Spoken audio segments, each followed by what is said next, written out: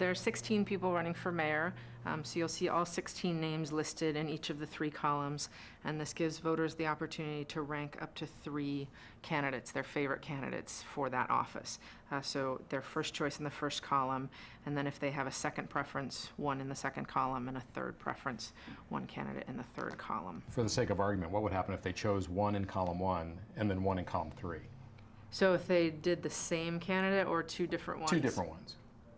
It would take the ballot, we would count that, and then if their first choice candidate was eliminated, then we try and transfer the vote to the second column. If that's blank or that candidate has been eliminated in an earlier round, then we go to the third column. So if they left it blank, we would just skip to their marked third choice. This is what we call an overvoted ballot. There's more than 1 choice.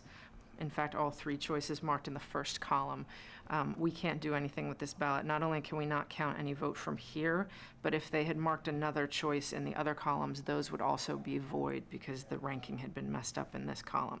So it's got to be 1 choice per column. So if somebody chooses just 1 candidate and fills it in correctly in the first column, puts it in, will it be accepted or will it be spit out, and will they be told they have 2 more if they want to Well, we pick 2 try other not to candidates? spit anything at the voters. No, it will not be returned to the voter. Because you're not required to vote all 3 columns, it's just an option. You can vote up to 3 columns. That would be accepted. If they've marked 1 choice, we assume that they intended to leave the other ones blank. What percentage of voters in this election would you say, roughly, will vote on election day at the ballot box like this versus mailing it in? We've got about 40% vote by mail, I believe, right now.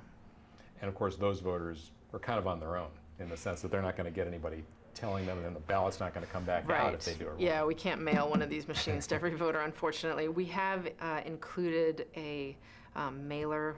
There's both a postcard going out to every voter, regardless of whether they vote by mail or at the polling place. But there's also an insert with the vote by mail that has a smiley face and then 2 frowny faces. So it shows 3 different choices is a good thing for your ballot. And then if you mark more than 1 choice in a column, there's a frowny face.